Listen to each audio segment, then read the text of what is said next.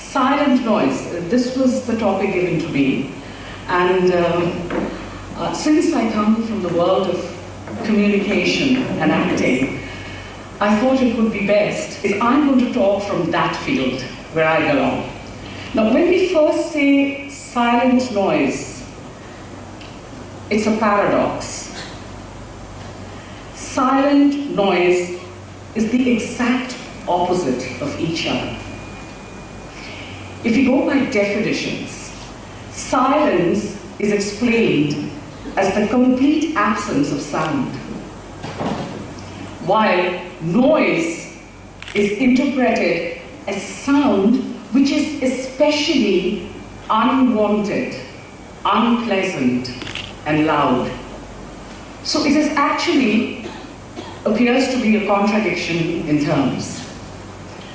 Being an actor and being closely linked with the world of communication in its various forms, I, however, tend to agree with the statement, silence speaks louder than words. Silence used at the right moment, accompanied with the right kind of expression and body language, can make more noise than words. You must be already familiar with the expression, deafening silence. So that is more noise than your everyday petty disturbances. Much more noise than that. Deafening silence. This kind of a silence makes us very uncomfortable, just like any noise. We don't know what to do with ourselves, what to say, what to think. Our brain prompts and suggests all kinds of solutions.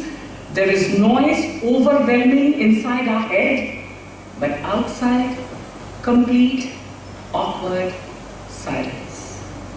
Deafening silence. Let us first look, since I am from the world of communication, I'm going to approach silent noise from the world from there. Let us look at the first small kind of an external silence, which we term as a pause, and which is always not given its due importance by actors and public speakers alike. Now, I'm not criticizing anybody here. When I first came into this career, I used to fall into the same trap repeatedly. When an actor or a speaker is silent for even half a minute, it looks like 5 minutes. Not to the audience, who are perfectly comfortable with it, but to the actor or the speaker himself.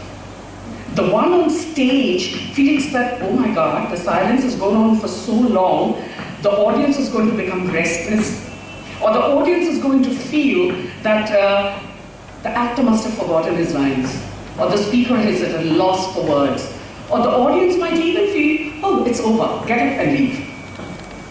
However, the importance of a pause cannot be overemphasized in the area of communication. A pause is essential for a number of reasons and can make the difference between a mediocre and an outstanding delivery. A pause taken just before the delivery of an important dialogue or the divulging an important piece of information can highlight your point more than shouting it out. Let me give you an example.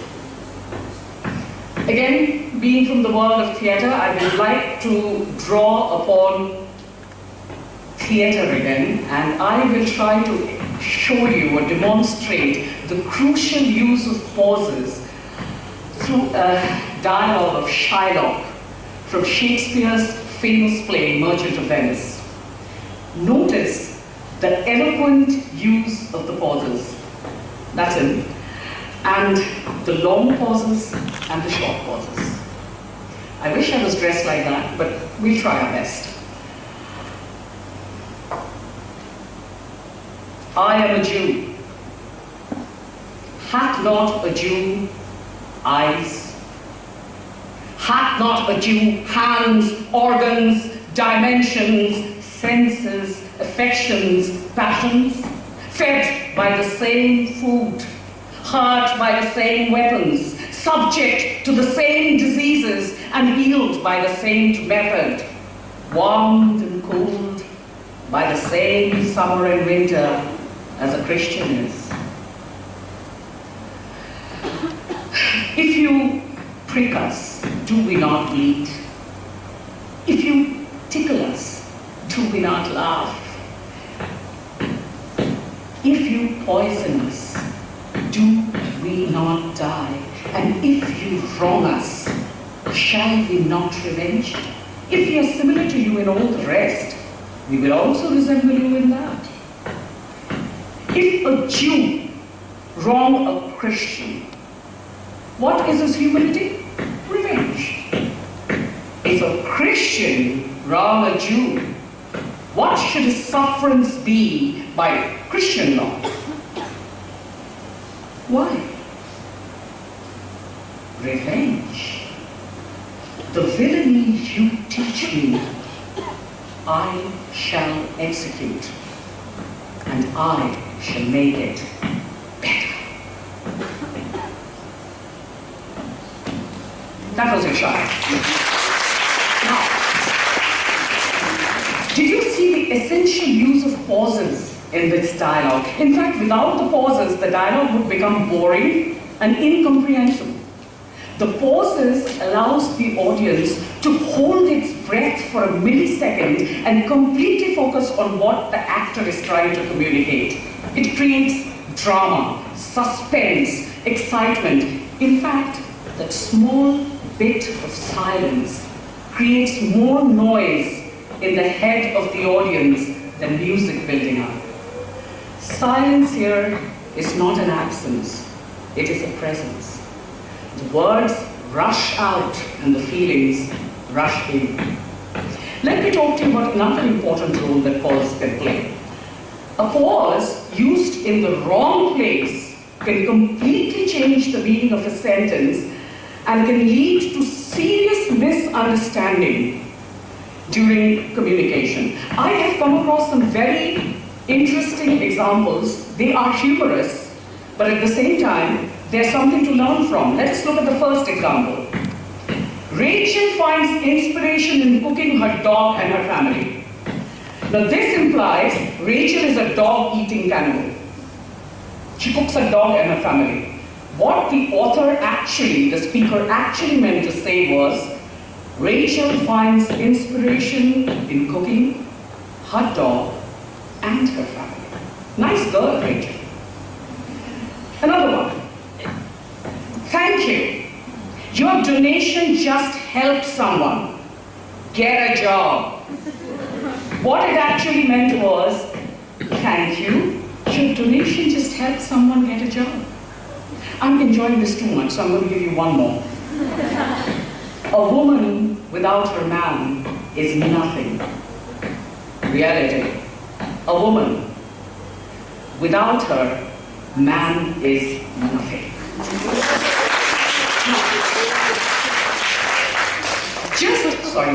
Just a small pause, a small bit of silence can convey more than all the words surrounding it. Silence can actually create special effects in communication. But before I go any further, I would like to share some interesting facts with you. I have always stressed the importance of using theatre to teach not only curriculum subjects but also life skills.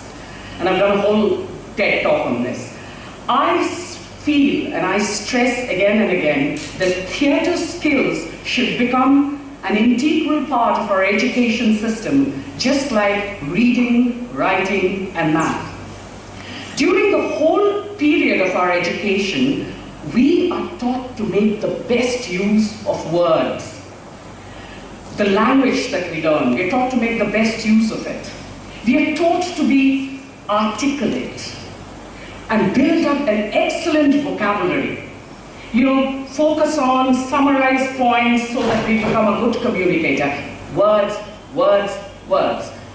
Okay, a little bit of expression and voice control, but basically words. Now, Albert Mehrabian, this gentleman has pioneered the research into communication since 1960. And he has come up with a very interesting fact.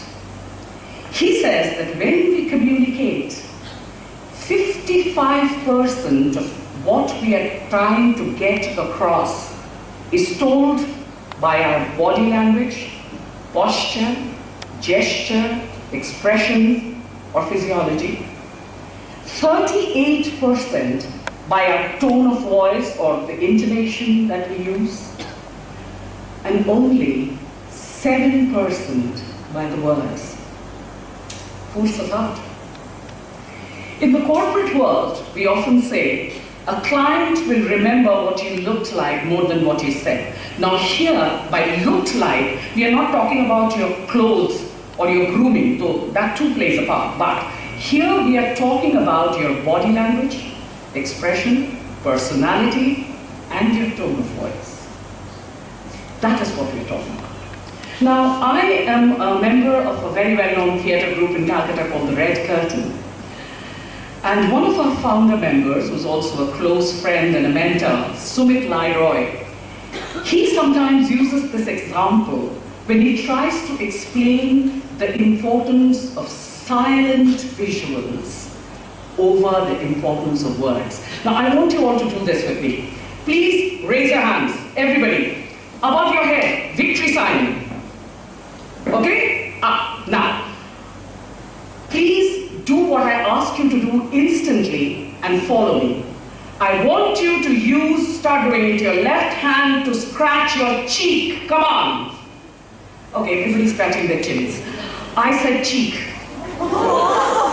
Now, but it's not your fault. You see, what you simply did was follow what the visual told you. That is my chin, instead of what you heard. So you reacted to what you saw instead of what you heard.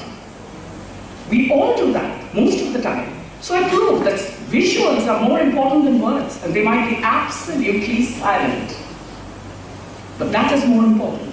Now, going back to the concept of silent noise, it is used in our everyday life in a very expressive way. So let me show you some examples from everyday life. So let us take a situation. You walk up to your mother and you make an important announcement. I am going to show two versions of the same reaction that your mother is going to display. Here goes. You. I'm going to give up my studies. I need 30 lakhs to travel the world and find out who I really am. Mother's reaction, first version. Are you crazy? Second version.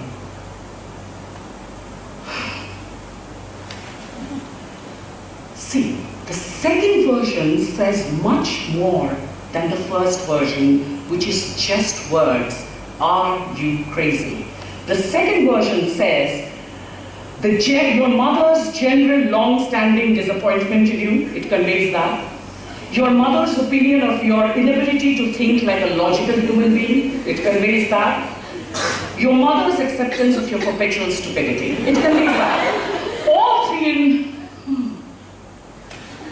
just a shake and a wave of a hand, complete dismissal, no chance of argument, and all in complete silence from her side. You find that louder than the words, are you crazy? You get into a fight. You think I'm stupid, she never said that, she just said, but that conveyed everything. Everything. Another example. You really like someone, and you're trying to get his attention in a small gathering of friends. You know him moderately, but you want to show that you're interested. So, but he, on the other hand, is constantly, totally focused on talking with other people. After a while, the poor guy starts becoming uneasy, as we all do when we know that somebody is watching us closely. So he kind of straight looks up at you. Reaction 1, hi, how have you been? Reaction 2, much better. Decision is clear. So silence, body language, expression talks much more. Much, much more. No wonder even when we send messages while writing, we accompany them, with these. They sometimes show more feeling than mere words, the emoticons. Why do we use them? Because they show more feeling than just writing, hey, how are you? Forgive me. Look at the one at the corner. That is really tears in your eyes, forgive me. Says much more than forgive me. I really get influenced by emoticons from my students. I really do. So let me tell you this. I feel that silence has been a great force in my life. For working on characterizations for my roles, for understanding and interpreting the thoughts and feelings of my students who are a very important part of my life and other people around me. To be honest, my silence is never bereft of sound. It might not always be noisy, but there are tunes, conversations, arguments, images of dance moves, I don't know, words of songs, all kinds of things are there in my silence. I love that. Silence is actually a way of listening to the subtle noises which keeps your world on course. Now, I want you to count to 12, and I want you all to sit still. For once on the face of this earth, let's not speak any language. Let's keep still for 1 second, just one. It would create an exotic moment, without rush, without engines. We would all be together in a sudden strangeness. Fishermen in the cold seas would not harm waves, and a man who gathers salt would look down at his injured hands. Those who make green wars, wars with gas, wars with fire, victories with no survivors, would put on clean clothes and walk among their brothers together in the shade, doing nothing. What I want should not be confused with total inactivity. Life is what it is about. I don't want any truck with death. But if we stop trying to concentrate on always keeping our life moving, and just stop for a few seconds, then maybe a huge silence would interrupt the sadness which never allows us to understand ourselves and which makes us threaten ourselves with danger. Perhaps the earth will teach us, as when everything seems dead and then appears to be alive. Now, I will count to 12 and you keep quiet and I will go. Pablo Neruda. Thank you.